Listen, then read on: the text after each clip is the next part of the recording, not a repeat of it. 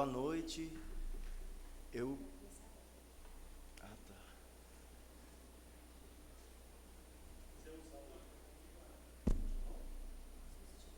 Não, mas assim tá ótimo também. Boa noite.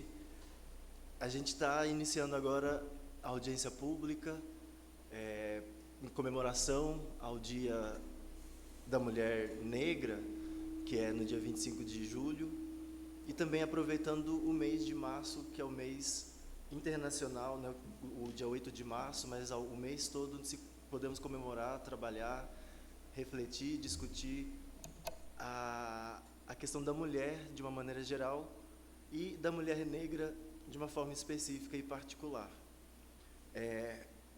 A gente fez a divulgação e fizemos também o compartilhamento com as autoridades do município, fizemos o convite, né, para as autoridades do município, e temos aqui o proponente, né, porque a gente, eu, Julie Everson, a Dudinha, a Eduarda Cruz e o Júnior Maia, os solicitantes dessa audiência, e o propositor, o vereador Aquinelo, que a gente gostaria de convidar, né, já para estar aqui, que ele está participando.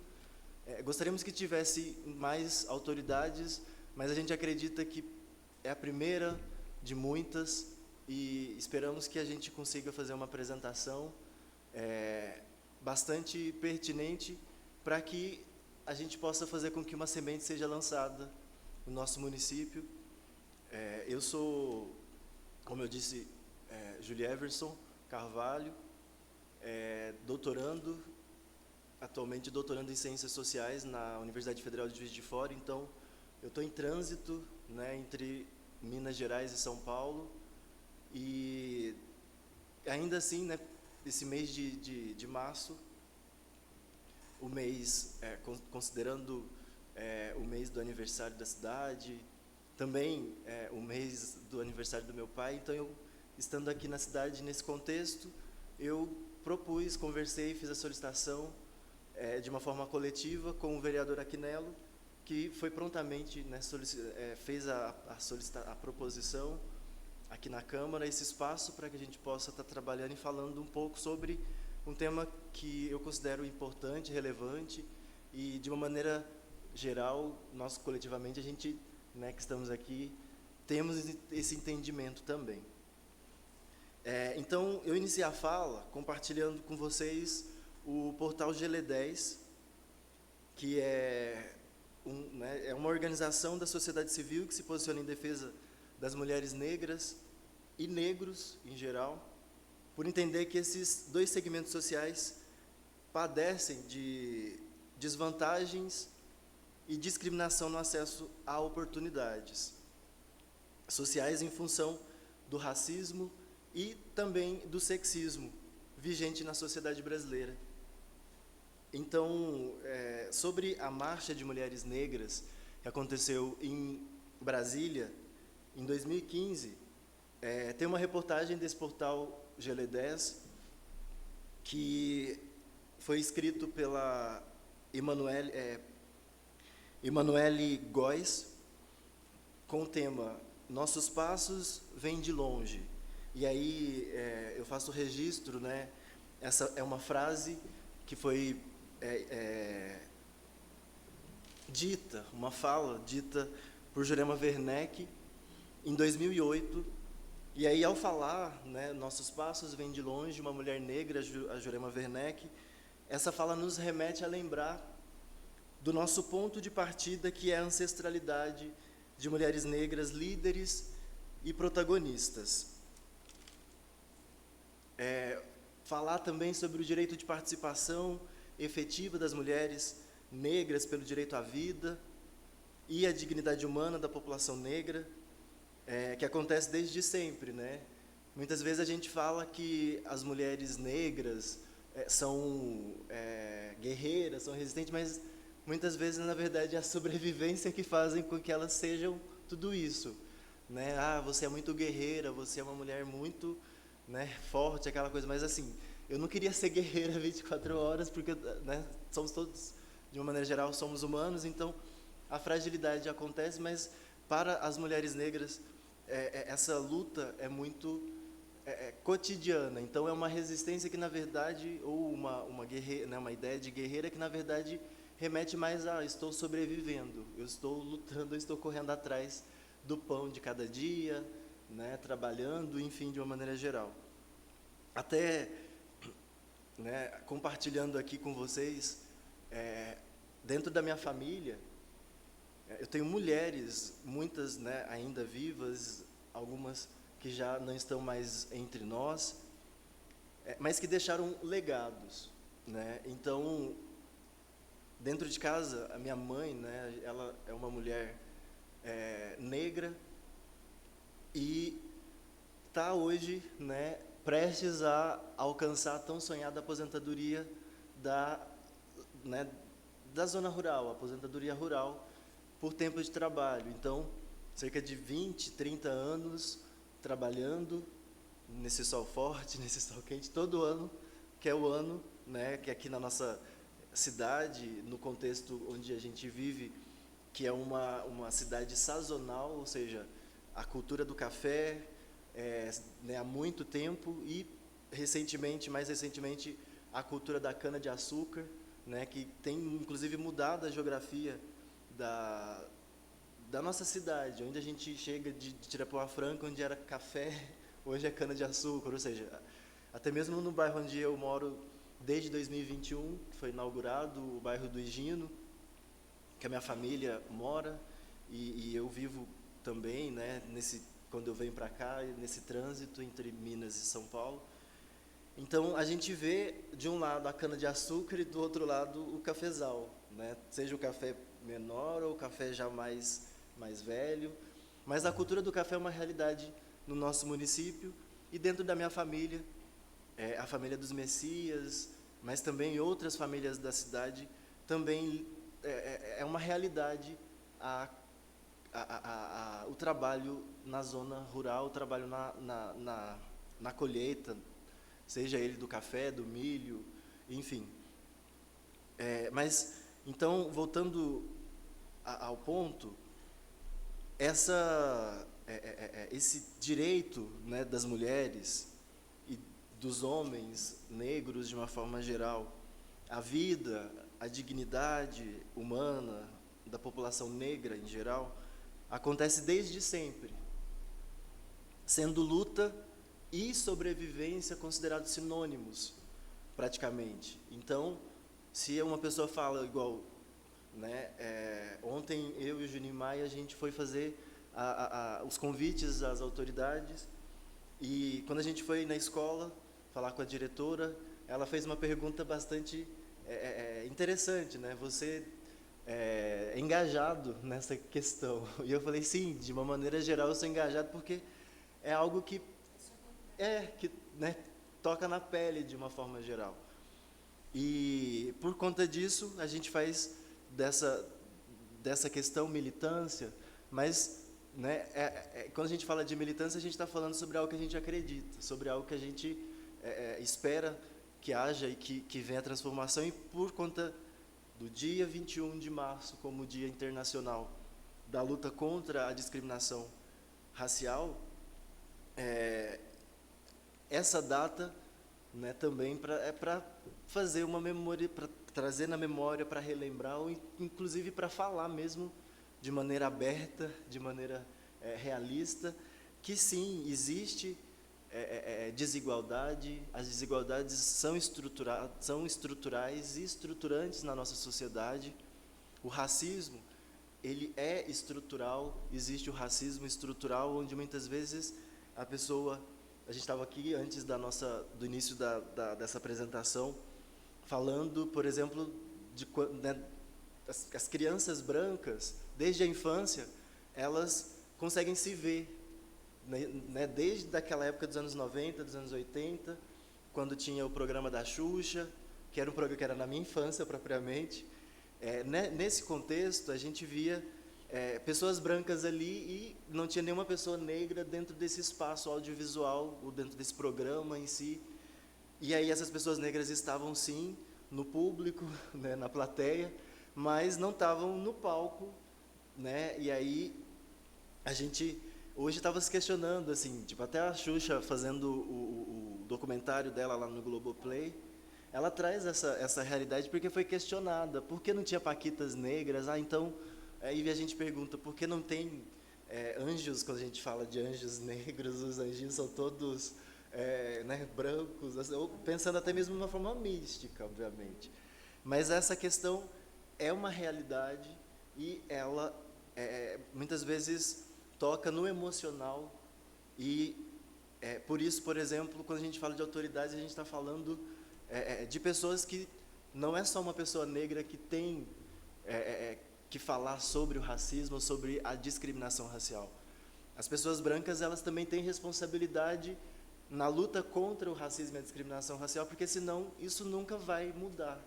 Se as pessoas brancas falarem, isso é um problema do negro, né? E aí a pessoa negra fala, isso é um problema... Aí começa a guerra, começa a briga, começa a disputa, e cadê a união? Né? Que se fala tanto, a gente precisa de união, mas aí quando chega num debate como esse, num tema como esse, aí vem a separação e parece que ela é legítima.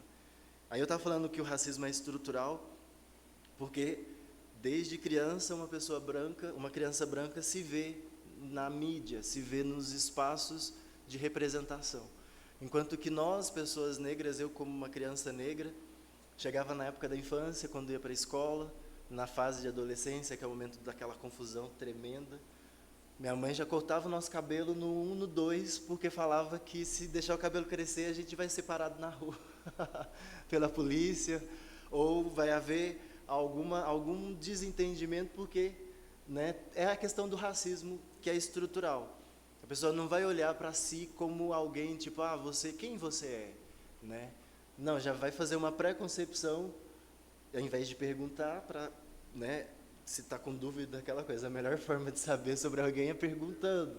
Mas muitas vezes vem os rótulos, os apontamentos que no final acabam se refletindo numa estrutura racista que depois a gente vai ver, é racismo ou é só injúria racial, aí vem o problema jurídico, né, de não se punir práticas racistas que a gente vê na mídia, que a gente vê na rua, que a gente vê num supermercado, né, um caso, né, grave ou outro caso que a gente vê com pessoas pretas, retintas, com pessoas negras e que se tornam manchete de jornal. Sim, como? E atualmente, pelo que eu estava pesquisando, eles englobaram injúria racial também como racismo. Eu, como uma pessoa branca, né, a primeira coisa que eu sempre acompanho, vejo as pessoas falarem para ajudar, o branco para ajudar contra o racismo, reconhecendo que é racista. Que você, independente de estar a favor ou contra, mas a favor, né? Se você for lutar a favor do racismo, é reconhecer o seu racismo estrutural que você carrega. E eu, como uma mulher branca, que é feminista, é muito importante esses movimentos a gente englobar. Porque, como eu sempre vejo muito, que sempre vem primeiro o homem branco, depois a mulher branca, depois o homem negro e, por último, a mulher negra, né? Que os negros, os pretos, têm que dobrar uma coisa que uma pessoa branca não faz, que para conseguir o mérito faz uma coisinha boba e já é aplaudido, enquanto isso pessoas negras têm que dobrar e dobrar para poder conseguir seu mérito, né?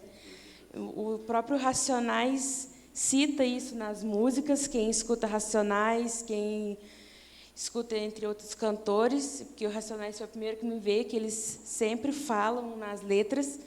E é muito bom a gente acompanhar e dar a voz a mulheres negras também, que eu assisto muito. Igual você falou, que nós brancos temos que lutar, sim, a favor, porque não é uma luta que a gente colocou vocês, se for ver historicamente falando. Então, assim, é o nosso lugar de fala? Não, mas a gente está sempre ali lutando, dando apoio, podendo dar o lugar de fala e aprender. A partir do momento que você reconhece que você é racista estrutural, identificar, já é um grande começo a partir daí, né? E assistindo esse documentário da Xuxa, vendo essa parte, ela mesmo foi questionada, questionaram ela.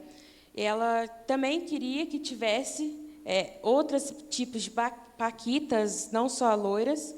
Aí foi quando ela questionou, viraram para ela e falaram assim: não, as paquitas são a sua extensão. Então, elas têm que ser magra, branca e loira. E foi para ela aquilo foi muito difícil, porque ela queria ver várias paquitas. Então, tinha paquitas que eram brancas, que tinham cabelo mais cacheado, que praticamente estragavam o cabelo, que fazia aquele alisamento, pintava de loiro e tinha que estar ali para mostrar que era a extensão da Xuxa, né? E também temos uma história mais recente, trazendo agora, que é a história da Ariel Negra. Eu vi uns trechos, né, na internet, eu achei muito legal. Ainda mais o cabelo dela, que é vermelho, eu achei maravilhoso. E vendo, nem é criança, é adulto, questionando o que está acontecendo. Uma coisa que eles falam, eu não me senti, não me vi naquilo. Uma coisa que o próprio Tiago Santinelli fala, né? Não é para você ver um adulto, mas é uma criança. E fui vendo os cortes de criança, olhando e falando que tem um cabelo igual delas, que tem um cabelo bonito. A própria princesa Diana, do Princesa e o Sapo, que é uma mulher negra, que eu achei maravilhoso também. Também, no jornal, temos a Maju Coutinho, que uma vez eu vi um corte de uma criança pequenininha, com o cabelo igual dela, assim, bem black, falando, olha, mamãe, ela tem um cabelo igual ao meu, uma reação que eu achei muito fofinha.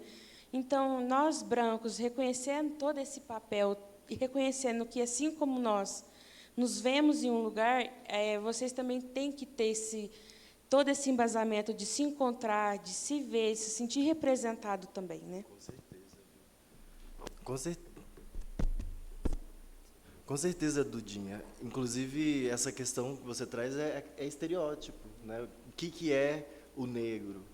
É estereotipado. Muitas vezes parte de uma noção de estereótipo. O que é o branco?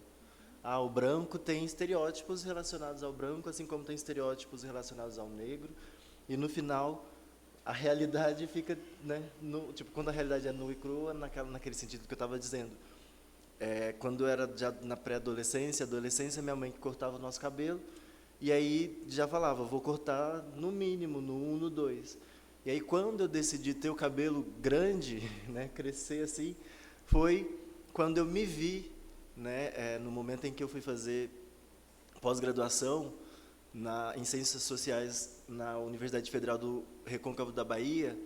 Lá na Bahia eu vi muitas pessoas parecidas comigo, e aí tomei mais liberdade, tomei mais atitude, já estava com uma consciência racial mais apurada, e aí tomei a iniciativa de deixar o cabelo crescer, e inclusive hoje, né, aquela coisa de trançar ou de fazer várias possibilidades, não simplesmente deixar o cabelo curto, como se não houvessem outras possibilidades para o cabelo, por exemplo, só amarrado, preso em si. Então, ainda hoje, muitas pautas são as mesmas de outrora, sobre direitos à saúde da mulher, do homem negro, a educação, espaço, quando a gente fala espaço, né, território, terra, e espaço de representação política, né? Porque a gente está no ano eleitoral, inclusive, a gente está falando sobre representação também. Tanto de uma forma de gênero, as mulheres são minoria nas câmaras municipais, aqui em Tirapuã não é diferente. Então, é uma questão de gênero, é uma questão racial, então é preciso ser trabalhado isso de uma maneira que a gente chama na academia de interseccional, ou seja, trabalhar de forma que, como você estava dizendo na sua fala, de um lado é um homem branco, cis, gênero, hétero, né, como o topo da pirâmide, depois a mulher branca, cis, hétero também numa concepção. Aí depois o homem negro e depois lá no final dessa pirâmide a mulher negra. Então ela está bem nessa estrutura social, ela está bem lá abaixo mesmo nessa pirâmide em si. Para mulheres e homens negros, pretos e pardos, segundo a definição do IBGE, é preciso então reconhecimento das nossas humanidades, que nós somos, antes de qualquer coisa, seres humanos, e quando a gente fala de raça, de racismo, a gente não está falando de uma questão ainda biológica, como naquela época lá dos anos 40 em si. Hoje a gente está falando de uma questão social, cultural, porque, de fato, se a gente olhar, temos todo o sangue vermelho, a cor, é uma questão, tipo, a gente tem uma diferença, mas às vezes a diferença não é assim tão gritante. Quando eu falo, eu sou um homem negro de pele clara, tem pessoas que são negras de pele escura ou pretos retintos. Então a gente vai aprendendo a identificar o outro a partir da identificação de si e do olhar para o outro, que a gente se vê no outro também, fala, ele é muito parecido comigo, ou não, ele é muito diferente de mim. As diferenças, elas fazem parte da nossa realidade.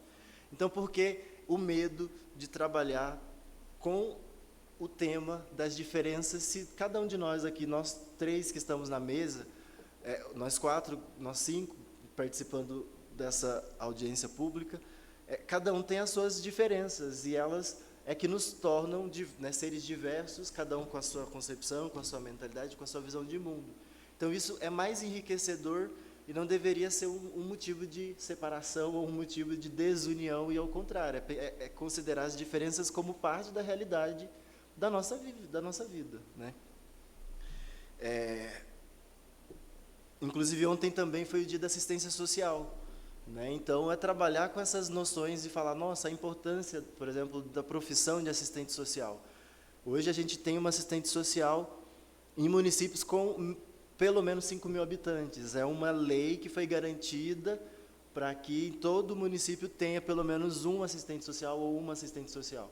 Infelizmente, na categoria da sociologia, que é uma lei que também já existe desde aí dos anos 80, ainda não temos, por exemplo, como a luta dos assistentes sociais, um sociólogo para cada município, com 5.000, com 10.000, ou seja, a importância da ciência social, da sociologia, que é o cientista que estuda a realidade social. E uma cidade de 5.000 habitantes tem uma realidade social que é bem diferente de uma cidade na capital paulista, tipo São Paulo, que tem aí já 20 milhões de habitantes, ou no ABC, ou na região da metrópole de São Paulo, mas são realidades diferentes, mas não deixam de ser realidades. Então, trabalhar com a realidade social, seja num município com menos de 10.000 habitantes ou numa metrópole, é trabalho, e é muitas vezes um trabalho que é preciso ser feito e que muitas vezes não é feito porque não tem quem o faça, e aí as coisas não vão, muitas vezes, tendo mudanças e tal. Eu falei da Marcha das Mulheres Negras, que aconteceu em Brasília. Essa marcha contou com 50.000 mulheres de diferentes regiões do país. É um ponto de inflexão para a sociedade brasileira fazer emergir e trazer para o cenário nacional movimentos que antes estavam isolados, cada um falando para si mesmo, no seu cantinho. Então, o movimento, a Marcha de Mulheres Negras, que aconteceu em Brasília e que trouxe nessa multidão, 50.000 pessoas, mulheres, é para falar dessa pluralidade de vozes que tem o movimento de mulheres negras, as cisgêneras e também as trans, as héteras, as lésbicas e as bis, as organizadas em sindicatos, CLT, carteira de trabalho, bonitinho, e também as autônomas, que trabalham muitas vezes também com serviços terceirizados, trabalham para si,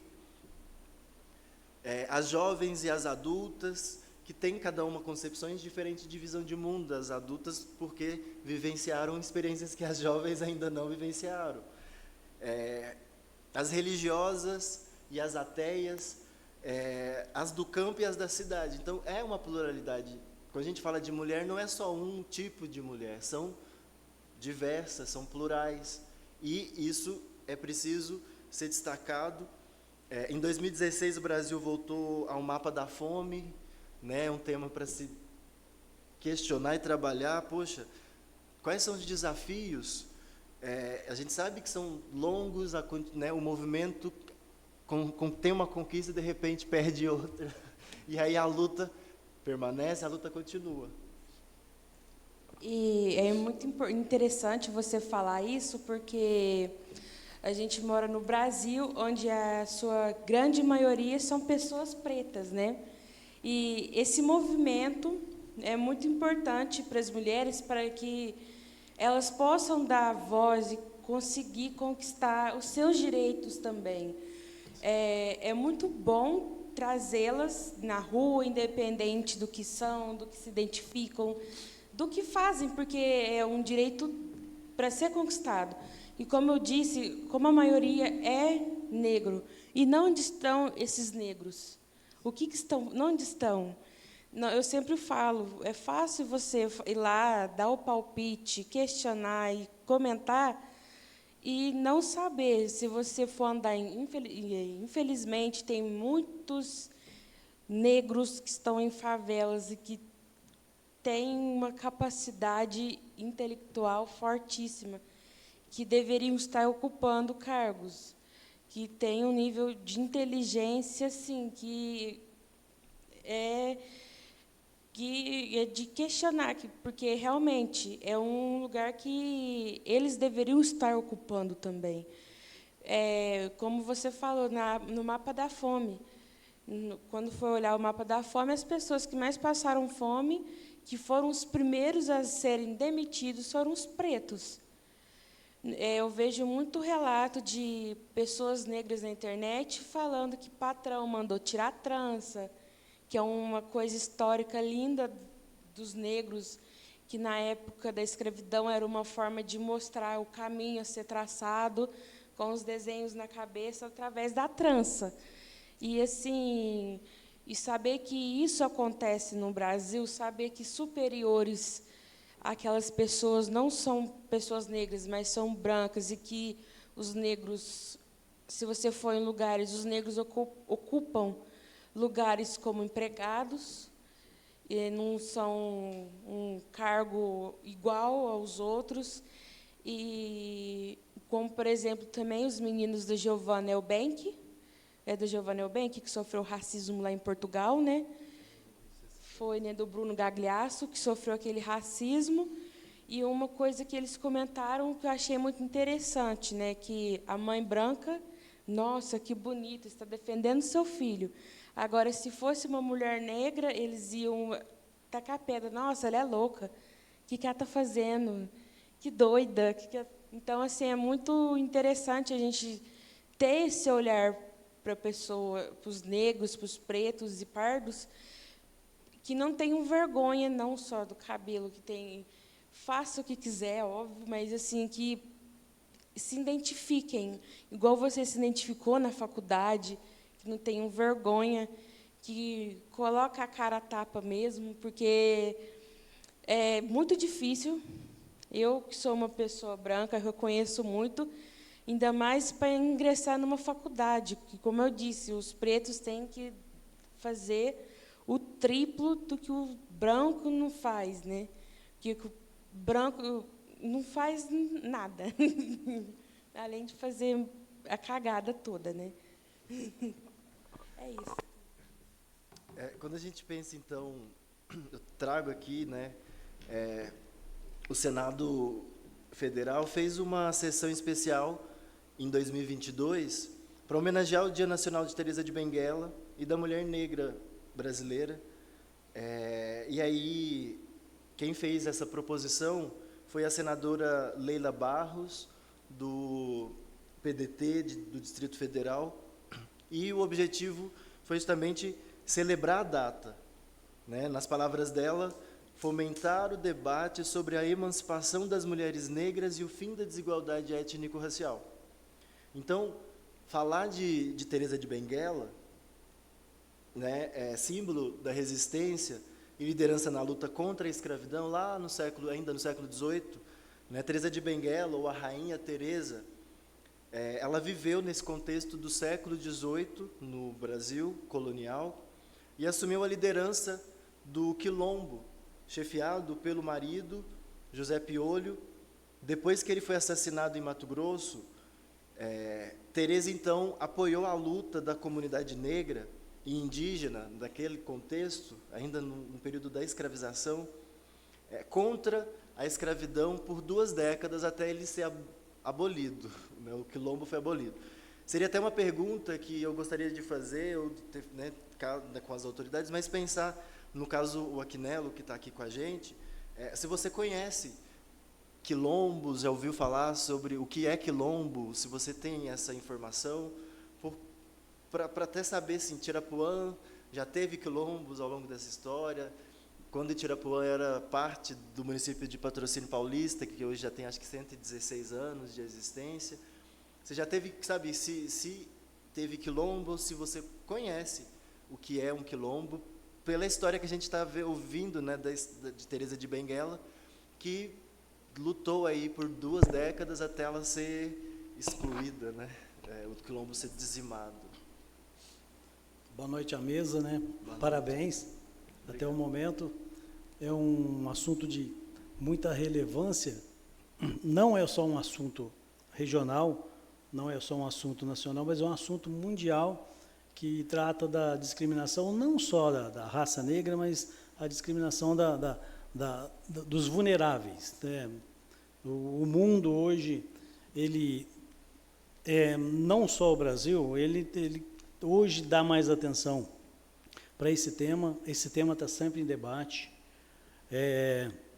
Esta questão tem que ser sempre debatida, e toda palestra que a gente acaba aprendendo alguma coisa. A Eduarda falou uma coisa que realmente chama a atenção, que eu trouxe para mim.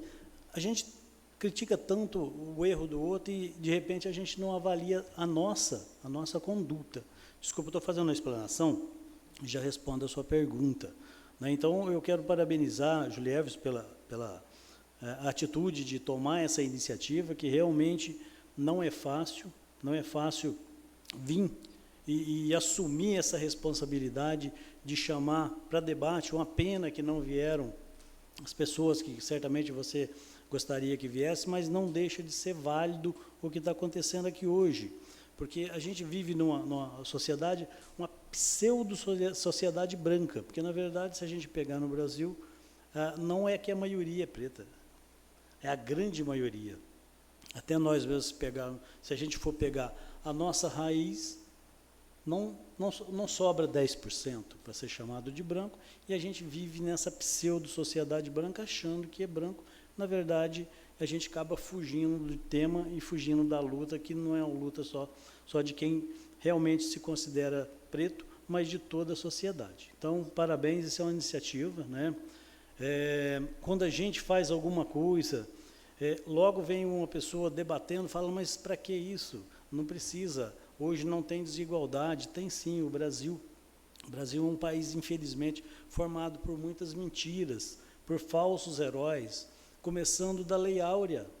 A Lei Áurea não favoreceu nada aos negros, pelo contrário, deixou eles numa situação muito difícil. E a gente passa a vida inteira, às vezes, tendo Princesa Isabel como uma heroína. Na verdade, ela queria resolver uma questão pessoal e política dela. O que menos importava para ela, no momento, era a liberdade do negro. Ela sabia que aquilo ia deixar o negro numa situação muito mais difícil, porque ia jogar ele no mercado de trabalho, no meio de uma sociedade dominada por branco, que tinha o negro como um bicho. Claro que ele ia reservar, já que ele não poderia mais escravizar, ele não ia remunerar o negro. Então, essa dívida social que a gente tem, ela é impagável. Então, qualquer medida que se tomar, o poder público tomar, vai ser insuficiente, né? Desculpa, eu acabei me alongando, mas o que eu sei de quilombo é só o que a literatura me ensinou, né? Não conheço pessoalmente, sei que existem os quilombolas, que inclusive a gente vê alguns benefícios que são auxílios que são dados para o pessoal quilombola, mas eu só conheço realmente na literatura. assim, nunca presenciei, nunca visitei. E Tirapon, sinceramente, eu não sei, Juliette, se já teve, né? Até se teve, eu gostaria de ter essa informação. Tá? Obrigado pela oportunidade. E eu penso que, por exemplo, eu particularmente, Aquinelo, ao morar na Bahia, no Recôncavo Baiano, na cidade de Cachoeira, que é uma cidade histórica, ela é uma cidade considerada patrimônio da humanidade, patrimônio histórico da humanidade, porque né, muita gente fala assim, as pessoas negras precisam conhecer, por exemplo, Salvador, seja porque é uma capital que no passado trouxe, né, muitos negros foram né, dentro desse processo dos navios negreiros e tal, muitos embarques aconteceram na cidade de Salvador e aí também no Rio de Janeiro, né, o Cais do Valongo no Rio de Janeiro é hoje considerado um patrimônio material, imaterial, aliás, da humanidade, por conta, né, de uma história de milhões, sabe, que tem números assim, muitos a se contar, de pessoas escravizadas, de africanos escravizados que saíram dos portos africanos e nunca mais voltaram para rever seus parentes, para rever suas famílias. Por quê? Porque foram, né, e quantos ainda que se perderam, que perderam a vida no contexto do trajeto em si, né? Então, falar de ancestralidade é muito forte, muito intenso, uma questão, né, que envolve trazer de fato, né, à tona uma série de questões que muitas pessoas às vezes não querem nem, né, mais ouvir, estão, sei lá, ou cansadas, ou não sei o motivo, mas não fazer questão em si. Conheci um quilombo lá na cidade, no Recôncavo Baiano, nesse contexto entre Cachoeira e São Félix, e o que eu vi de um quilombo, nada muito diferente, por exemplo, da realidade da minha família, dos Messias. Quando a minha avó, mãe da minha mãe, a Maria da Luz Messias, era viva, ela faleceu em 2011, com mais de 80 anos, quase 90 anos, e a história que eu posso contar, né? A gente, naquela época da minha infância, a gente sabe como era importante ter o pão de cada dia, né? O arroz e o feijão para criança, para adolescente. Ou seja, quem tem filho sabe a importância desses dois itens que é da culinária brasileira, né? E que é muito importante para a nossa nutrição, para a gente se manter firme para fazer o que a gente precisa fazer no dia a dia. Então, nesse contexto, a minha avó, ela fez, né, e aí eu conheço essa história por ouvir dela, da minha mãe também, o arrendamento de terras. Então, tipo, tinha a Itapema, que agora acho que tem outra administração, outro dono, mas quando era um dono da cidade, um administrador da cidade, e ele era, né, conhecendo a população, também era uma pessoa humana, né, tinha essa humanidade em si, então eu entendia, olha, comida é importante. Então tinha a parada do arrendamento de terras. A minha avó, eu não conhecia os meus avós, mas as minhas avós, né, os meus avós em si, eu não conheci, porque eles faleceram antes que eu nascesse, né, antes do final dos anos 80, eu nasci em 88. Mas as minhas avós eu conheci e aprendi muito com elas, né, matriarcas, digamos assim. E aí, nessas terras, né, da Itapema, a minha avó Maria da Luz Messias fazia o pedido, né, a gente trabalha, vocês dão a semente e o espaço da terra, e a gente fica com a mão de obra.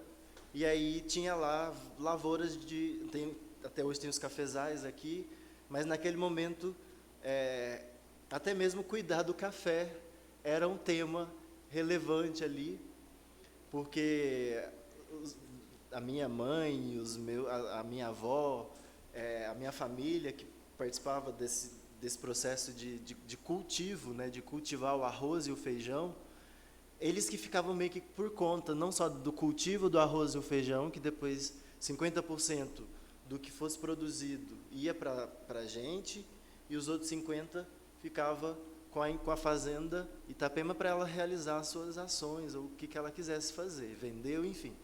Mas para a gente aquilo era extremamente importante, e eu aprendi sobre trabalho na infância ali, porque eu não podia capinar o arroz ou o cafezal em si, por ser muito pequeno, mas a minha mãe incentivava a gente a ficar catando o matinho pequeno, e aí a gente, né, vai trabalhando da maneira como pode e aprende a importância sobre trabalho. Enfim, a minha avó, Maria da Luz Messias, também ela me ensinou sobre cultivo de hortaliças, né, pedindo para mim, quando eu tinha meus 9, 10 anos, para eu ir no pasto para catar esterco de boi, de vaca, enfim, né, para poder usar como esterco para... E aí eu fui aprendendo, né, não, olha, assim que se faz um cultivo, porque a gente muitas vezes acha que está lá salada pronta no mercado e vai direto para casa. Mas e o processo? Né? A realização desse processo é muito importante. Juliana, essa é a realidade de muita gente daqui de Tiropuana, inclusive, né? Muitos jovens. Eu acho que quase todos os jovens daqui de Tiropuana já tiveram essa vivência de ir na fazenda com os pais, trabalhar ali naquele mínimo possível que dá para fazer no momento, né? Sim. Então acho que quase todas as pessoas daqui da cidade têm um pouco dessa vivência. E pensar, por exemplo, que tivemos uma pandemia, né? Uma realidade que a última pandemia que tivemos história foi há 100 anos atrás. Aí, de repente, ninguém sabia do que fazer, vai todo mundo para casa. O grande desafio dessas pessoas que perderam o emprego né, assim que a pandemia estourou e perderam a oportunidade de trabalho, foi com a alimentação.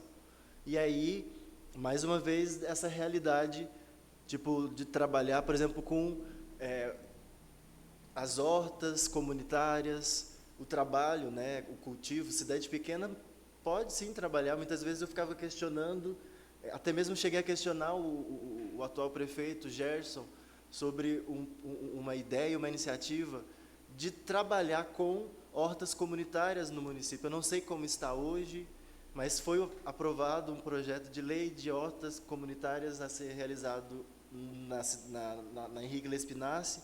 E assim, era para se fazer, porque isso envolve a comunidade negra, as mulheres, os homens negros, porque são os que mais estão afetados pela questão da comida, do alimento, né, de uma maneira geral. Poderia, inclusive, estar divulgando, né, Júlio, como que está o andamento. A comunicação. A comunicação, acho que é super importante nesse sentido. Tinha que estar divulgando como que está o andamento dessas hortas aqui na cidade, né, como que está o andamento do projeto lá na Henrique Lespinasse, para a gente, às vezes, até conseguir agregar alguma coisa nesse projeto todo, enquanto munícipes interessados assim, na pauta. Com certeza. E esse é o espaço para esse tipo de proposta de debate, né? E a gente acredita que os próximos haverão, né, público, e que a gente vai fazer com que esse debate chegue a mais gente, que o tema possa ter expansividade e a tal da influência, né? Falando agora para uma terceira parte dessa exposição, eu queria trazer então uma escritora, né, a arte literária, né, de Carolina Maria de Jesus, uma mulher preta, retinta, que hoje completaria, hoje não, né, no dia 14 de março de 1914, ela nasceu, né, então seria comemorado, se ela estivesse viva, 110 anos da existência dela. E aí, com relação a Carolina Maria de Jesus, ela tem ela, como uma escritora, né, ela tem uma obra, essa obra que está sendo apresentada pelos meus amigos, no ano de 1960, ela publicou, né, essa obra chamada Quarto de Despejo, Diário de uma Favelada, que é uma obra literária, né, como eu disse, e que principalmente para adolescentes, porque trabalha com diários. Então, muitas vezes adolescentes são né, o público que gosta de diário, de fazer diário em casa, de contar histórias e escrever, então ela fazia isso dentro da sua condição. Carolina Maria de Jesus, ela nasceu na cidade de Sacramento, em Minas Gerais, e quando a mãe dela, né, ela era empregada doméstica, e quando a mãe dela faleceu, ela partiu com os filhos para a cidade de São Paulo, e aí ela foi logo para a favela do Canindé, que hoje já não existe mais, mas até porque nos anos 60 existiam poucas favelas no município de São Paulo. E hoje as favelas estão, né, até mesmo se a gente vê, Brasília tem grandes favelas gigantescas, enfim, são várias favelas que a gente tem no Brasil hoje. Mas naquela época em São Paulo, que é uma cidade que tem mais de 450 anos de existência, era uma realidade ainda que estava começando, mas Carolina Maria de Jesus, ao sair de Sacramento, Minas Gerais, ela foi de mudança, né? Acho que acredito que de carona mesmo, né? Para São Paulo, e já foi logo para a favela do Canindé, que fica na zona norte da cidade de São Paulo. Então eu vou trazer para vocês algumas citações de Maria Carolina de Jesus, que foram extraídas do site Vestibulares e Estratégia, até mesmo para incentivar jovens, adolescentes que estão na fase do ensino médio, principalmente, ou até mesmo do ensino fundamental, que queiram ler Carolina Maria de Jesus. Essas obras que eu estou apresentando é para a gente ver, por exemplo, que além que a arte literária ela é múltipla, ela é diversa. Então, tem uma obra que foi até uma edição comemorativa de Quarto de Despejo, que agora tem uma versão ilustrativa. Ou seja, essa daí que que o Juninho Maia está compartilhando, é uma versão em HQ, ou seja, é também uma novidade dessa escritora dessa arte literária. E o outro livro qual é o nome do autor? Da autora Edi Lima. É uma versão de Quarto de Despejo na versão em teatro, ou seja, quem trabalha com a arte literária e quer, né, de repente, trazer o livro para uma peça teatral, para expandir mesmo. Para atrair espectadores, para fazer disso uma peça, de repente, para apresentar a diversos públicos, enfim. São iniciativas que a gente pode estar levando para as escolas estadual, para a escola estadual Henrique Lespinassi, para as escolas municipais, a partir de proposições que uma audiência pública, né, traria o conhecimento e, a partir daí, né, as autoridades que são quem tem o poder para fazer a roda girar, para fazer as ações, né, se movimentarem, trabalhar com uma escritora negra. Então, eu trago essa... Ô, Júlio, você até apresentou, né, o Quarto de Despejo, a versão teatro para a diretora da Henrique Lespinassi, caso ela queira agregar isso nas aulas ali, com a vivência dela, das outras professoras, né, para estar procurando você que a gente pode estar auxiliando também, a Duda. Sem dúvidas.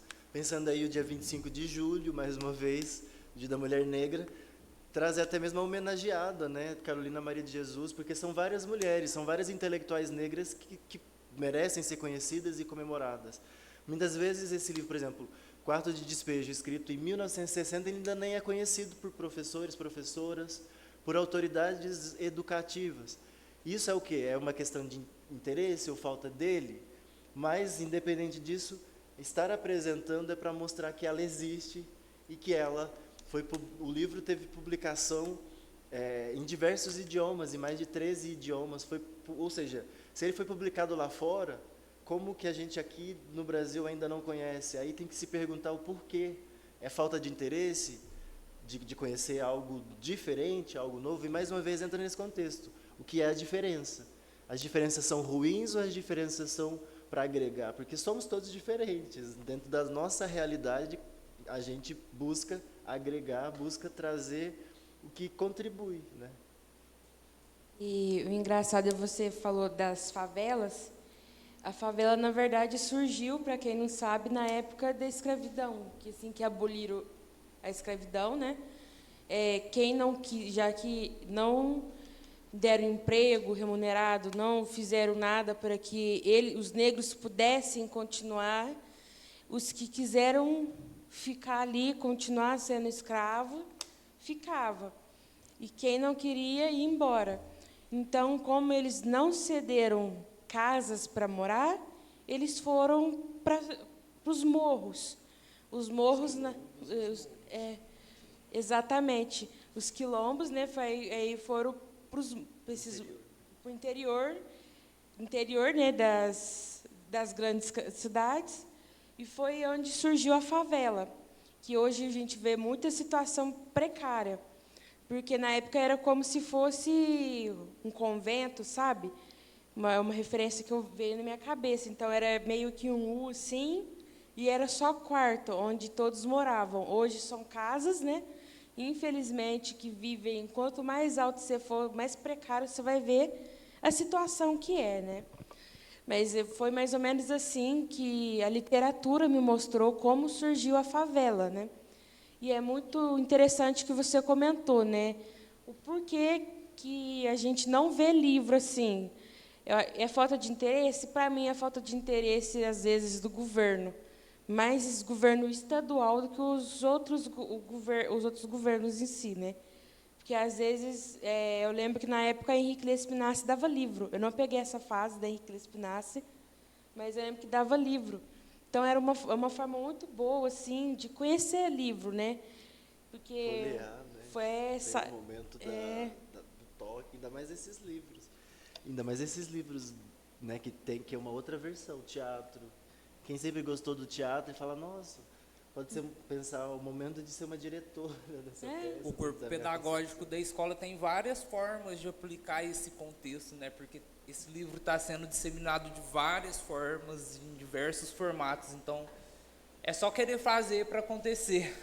Sem dúvida. Sim, é muito interessante também o livro, porque é uma forma também da gente conhecer novos autores, não só autores brancos, cis e héteros, né? Mas também autores negros, pretos, que estão ali na ativa, que estão tentando crescer na base da literatura, porque eu nunca tinha ouvido falar desses livros aqui, né? Que você mostrou, achei muito interessante, ainda mais a versão para teatro, assim, porque facilita muito, às vezes, se tiver em PDF ou manda, assim, ajuda demais, assim. E eu vejo como uma falta de interesse. Tem alguma pergunta? Daqui a pouquinho. Tá.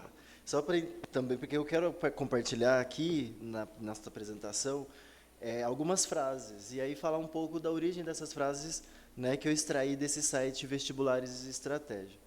Então, uma primeira frase é: quem inventou a fome são os que comem. Né? A frase extraída do livro Quarto de Despejo, Diário de uma Favelada. Essa frase, então, é uma passagem do livro mais famoso da escritora. É uma obra autobiográfica. Quando a gente fala de diário, a gente imagina, né, que a gente está falando sobre si ou então de si. Foi publicada em 60, na qual Maria Carolina de Jesus relata sua vida como moradora de uma favela na capital paulista, como mãe e como catadora de papelão ou material reciclável. Né? Dizer também era uma mulher solo, foi uma mulher solo que educou e trabalhou com cuidou de 3 filhos.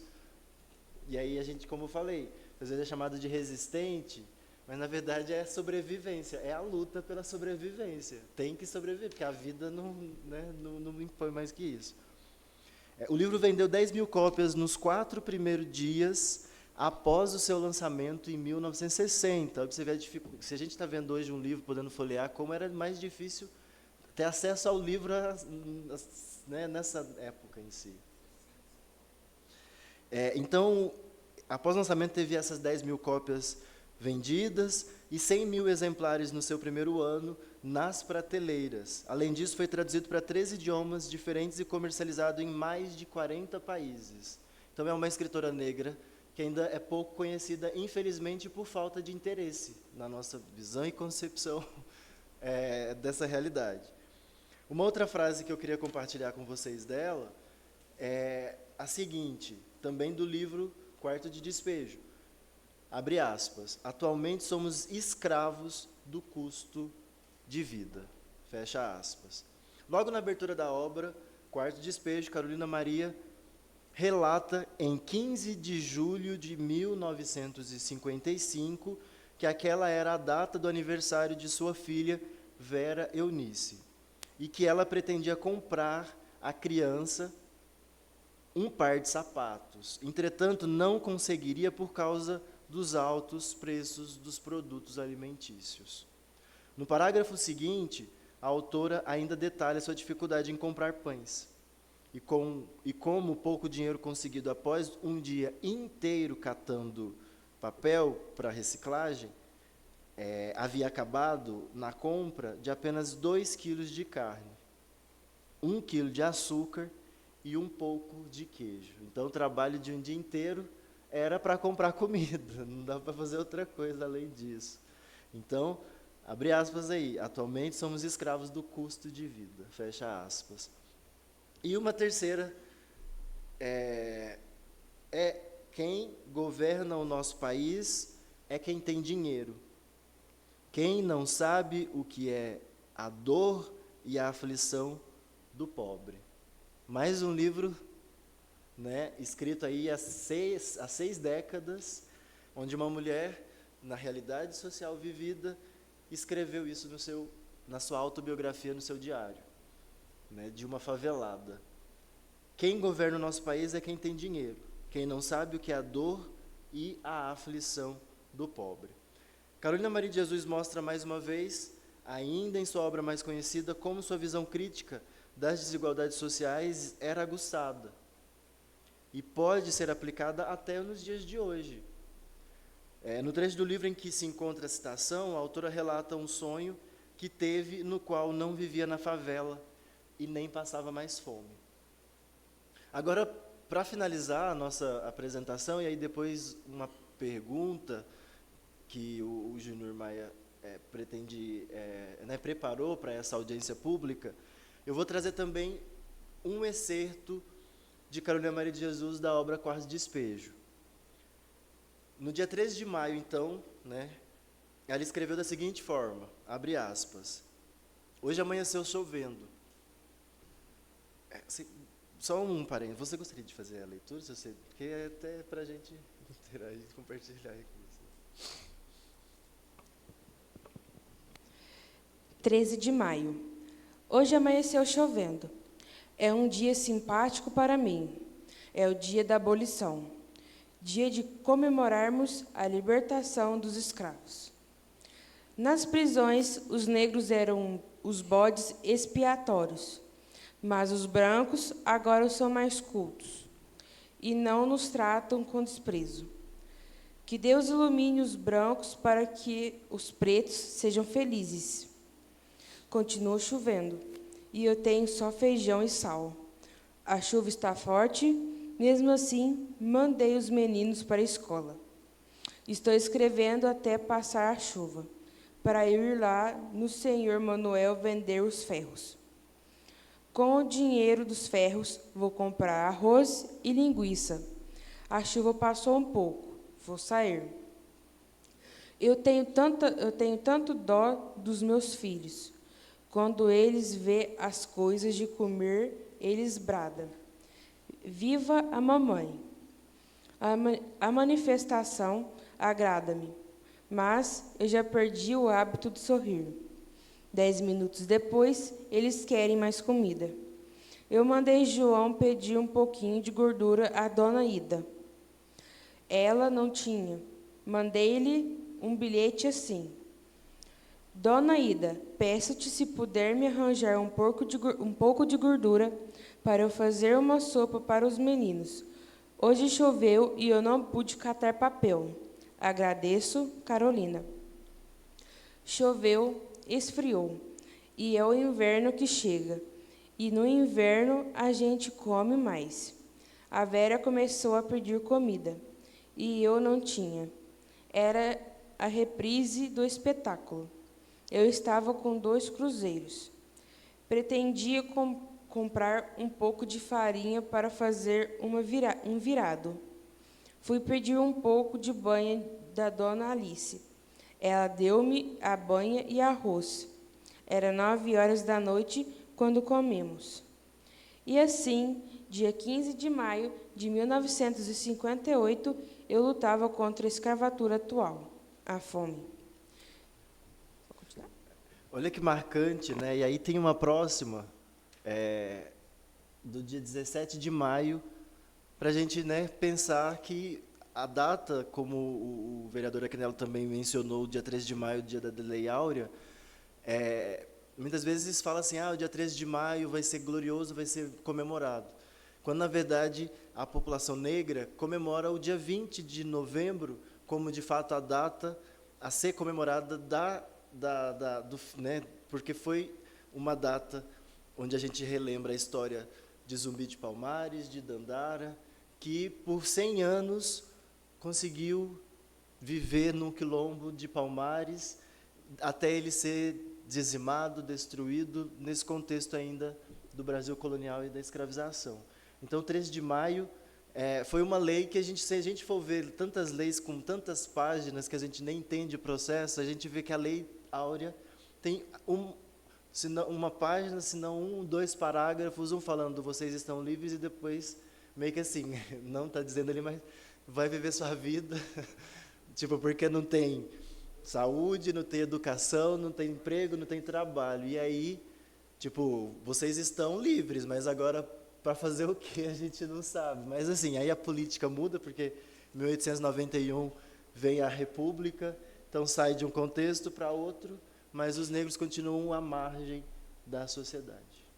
Na verdade, a princesa queria livrar o dela, né? Tirar o dela da reta, né? Da história do vô lá, né? Queria tirar o dela, né, boba? Já estava no fim mesmo, né? A escravidão já não era mais o momento né, depois de muitos séculos, já tinha, por exemplo, até mesmo como a gente estava falando, o Brasil colonial sai de cena entre o Brasil República. Então, já estava tendo uma outra formação, uma outra sociedade de informação, porque a sociedade escravocrata é uma sociedade que não é uma sociedade de castas, né? Você entra numa condição de escravo e não sai dela. Muitas vezes consegue sair por N motivos. A gente tem o Gama, acho que é Luiz Gama, que foi um advogado negro que conseguiu advogar a si mesmo e conseguiu advogar, né, para várias pessoas a sua alforria, num contexto de escravidão ainda, e é muito pouco lembrado, muito pouco conhecido, de uma maneira geral. Aí agora a gente vai apresentar mais um excerto, né, dessa obra, Quarto de Despejo, e aí, como é uma autobiografia, então tem a data que ela vai partilhar qual é. Dia 17 de maio. Levantei nervosa, com vontade de morrer, já que os pobres estão mal colocados, para que viver? Será que os pobres de outro país sofrem igual os pobres do Brasil? Eu estava descontente, até cheguei a brigar com meu filho José Carlos, sem motivo. Chegou um caminhão aqui na favela. O motorista e seu ajudante jogam umas latas. É linguiça enlatada, penso. É assim que fazem esses comerciantes insaciáveis? Ficam esperando os preços subir na ganância de ganhar mais?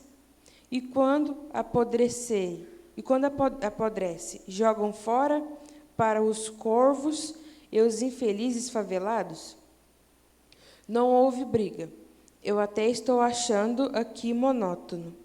Vejo as crianças abrir as latas de linguiça e exclamar satisfeitos.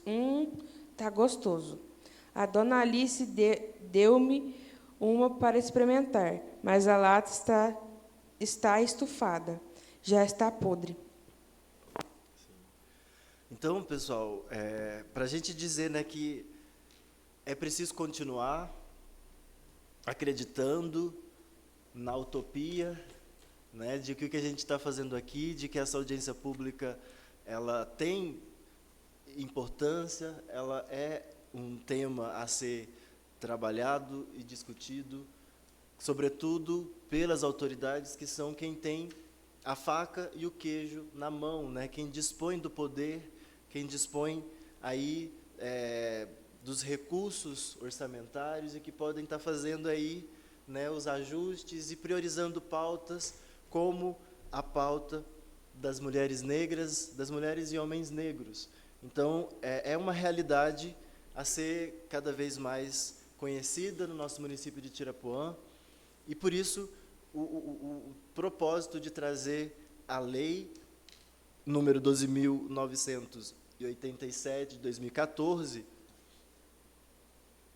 que é essa lei que sancionou, né, o dia de um dia de Teresa de Benguela e o Dia da Mulher Negra Brasileira, o dia 25 de julho.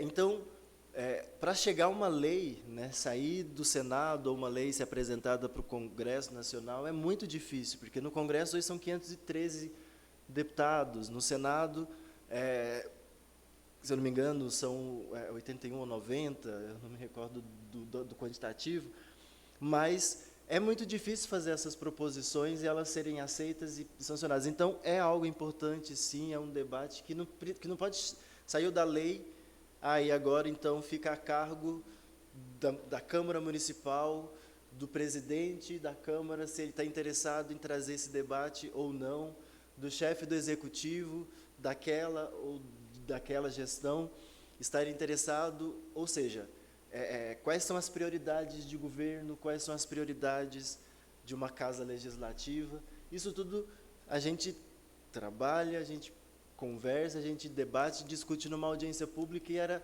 a partir dessas proposições, dessas questões, que ela foi pensada para ser conversado, para ser questionado, para ser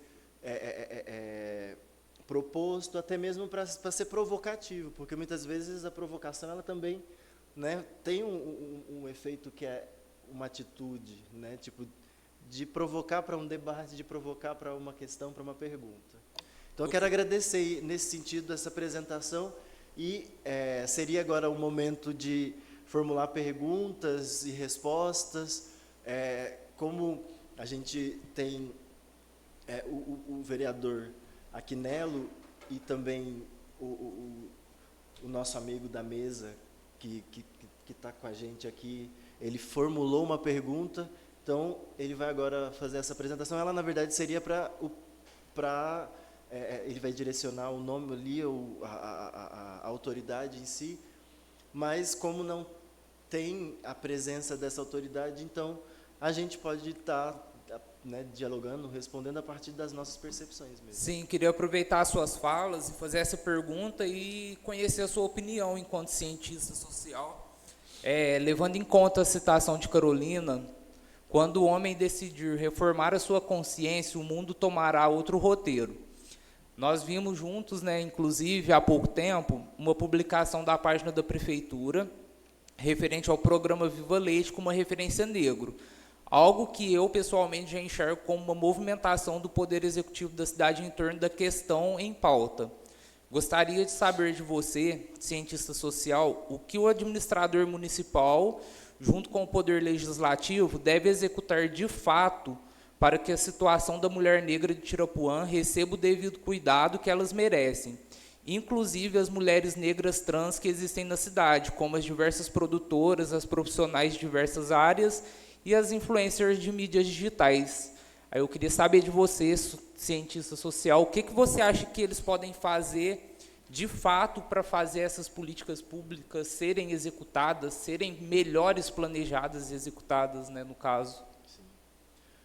Olha, Juninho, eu considero, eu vi, inclusive, esse banner, né, essa divulgação que é do Viva Leite, né, que era que existe, eu inclusive não partilhei aqui no início da minha fala, mas entre 2007 e 2010 eu fui funcionário público, fui servidor público da prefeitura e trabalhei como agente comunitário de saúde aqui, antes de exonerar o cargo, pedir a exoneração do cargo para seguir os estudos e ter oportunidades ou buscar conquistar espaços e oportunidades.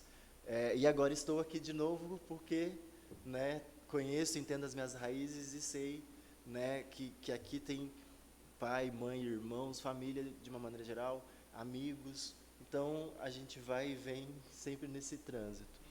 Sobre a pergunta, eu considerei assim, é recente, na minha percepção, mas essa movimentação, seja pelo fato de que também eu venho, seja lá de Juiz de Fora ou quando eu estou aqui, eu venho partilhando mais essas questões relacionadas à questão racial, seja para promover letramento racial, que é uma questão necessária, até mesmo um curso, por exemplo, o presidente da Câmara atual, né, pensar cursos, pensar iniciativas para se ter conhecimento sobre questão racial.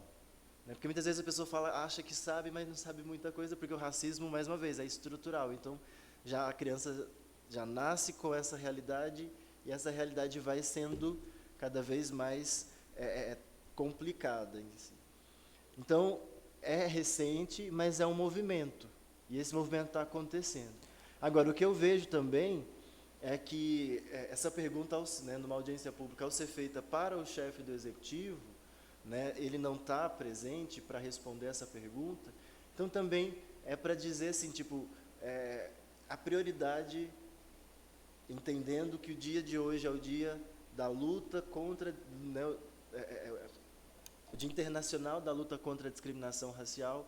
Então, tem coisas ainda que precisam ser alinhadas. Então, aí que entra o papel importante, né, do cientista social igual você na cidade, para estar dando um direcionamento mais assertivo, né, para essas autoridades, que às vezes falta, a gente acha que conhece, mas não conhece, só um profissional da área para conseguir executar um plano bem elaborado e assertivo, né, para funcionar de fato, no meu ver, para sair além da sala de comunicação e para a vivência das pessoas de fato.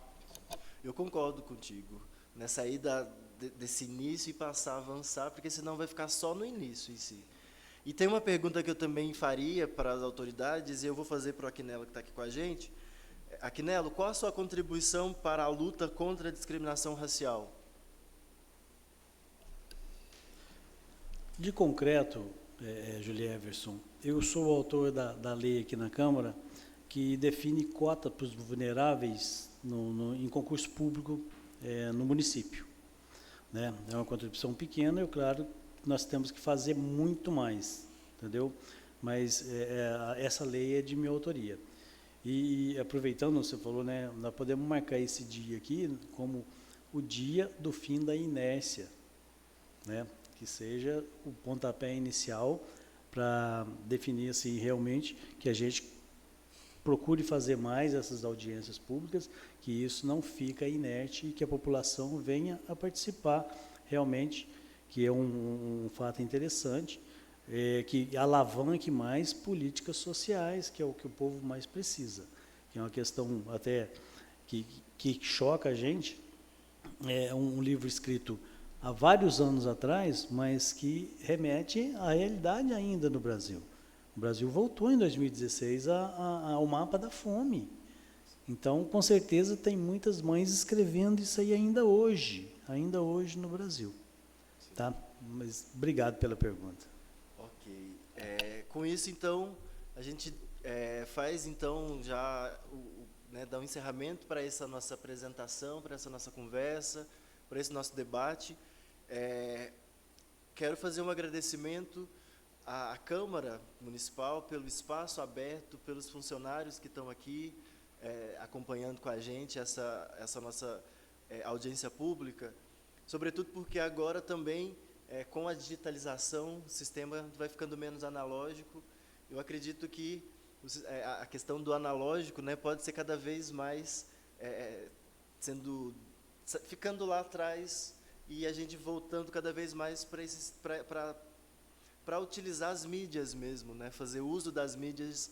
Então, como a gente hoje está fazendo essa gravação, ela vai ficar depois na página da Câmara no YouTube, para ser compartilhada, para ser trabalhada de diversas formas. Então, e na sua também, né? Na sim, sua nas página. nossas redes pessoais, nas nossas páginas pessoais, e, sobretudo, porque o debate não para aqui. Aqui, como eu disse no início da minha fala, da apresentação, aqui é uma semente, né, que está sendo plantada, porque estamos aí na semana do aniversário da cidade, e falar sobre um tema no mês das mulheres, no mês, né, no Dia Internacional, que foi o Dia Internacional da Mulher Negra, no dia 8 da Mulher, em geral, no dia 8 de março, trazer ainda nesse mês o tema da mulher negra, que acontece em 25 de julho.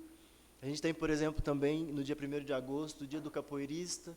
Não é só o dia 20 de novembro para ser trabalhado, no caso, como eu vi o ano passado, na página da administração pública, do executivo, apenas uma foto dizendo parabéns pelo seu dia 20 de novembro. Na verdade, a gente quer práticas, a gente quer ações, a gente não quer apenas, né, assim, é importante sim lembrar no dia, mas todo dia a questão da conscientização, a questão do letramento racial. Pessoas negras e pessoas brancas também muitas vezes não têm consciência racial, e é preciso trabalhar a consciência racial no dia a dia, nos espaços, e a Câmara está cedendo esse espaço para a gente trabalhar um tema relevante e importante. Então, fazer esse agradecimento publicamente pelo espaço cedido, e também aos meus amigos, né, que fizeram essa solicitação junto comigo, e a gente aqui hoje está, né, firme e forte. E, com isso, eu quero, né, deixar o meu agradecimento, e que vocês compartilhem, que vocês possam compartilhar essa nossa apresentação, e que ela possa ser repercutida, que ela possa ser conhecida, para que as próximas que vierem, para os diversos temas que uma audiência pública pode trazer, são vários os temas. Eu quis trazer esse tema porque, para mim, ele é relevante e tem importância. Mas que essa seja uma semente plantada para que as audiências públicas passem a acontecer e ter público, seja online, seja presencialmente, e que isso seja algo a ser partilhado, compartilhado, e que a vereança, de uma maneira geral, também seja incentivada a propor audiências sobre temas considerados importantes e relevantes para a cidade. Porque aí a população vai se sentir parte cada vez mais, não só no ano eleitoral, no mês das eleições, no mês de outubro, ou no contexto da campanha eleitoral, que começa aí já em agosto, os 45 dias, né, que são aqueles 45 dias dos candidatos ou candidatas irem bater na porta da casa dos eleitores e pedir o voto, né, porque é uma conquista. O voto é o primeiro direito político, social que nós temos no nosso país. Então, muitas vezes a gente ainda falta conhecer, tem aquela coisa da abstenção, né? Tem gente que não vai votar. Aí a gente fala, a pessoa que não vai votar, ela está deixando aquele que está indo votar decidir por ela. Então, o voto é único, não é por isso ou por aquilo. O voto é único porque é como se fosse o CPF. Cada CPF tem, né, cada pessoa tem a agregar e tem a contribuir quando tiver lá o período da campanha, o dia da votação na urna.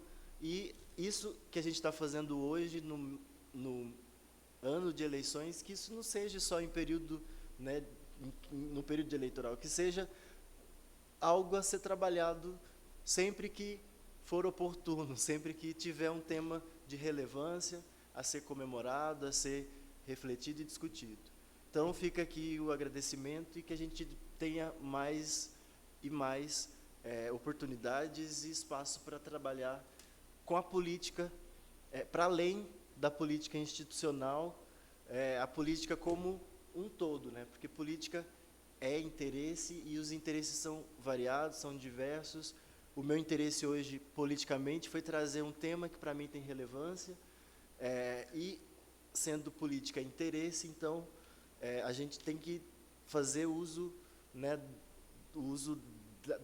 do discurso, trabalhar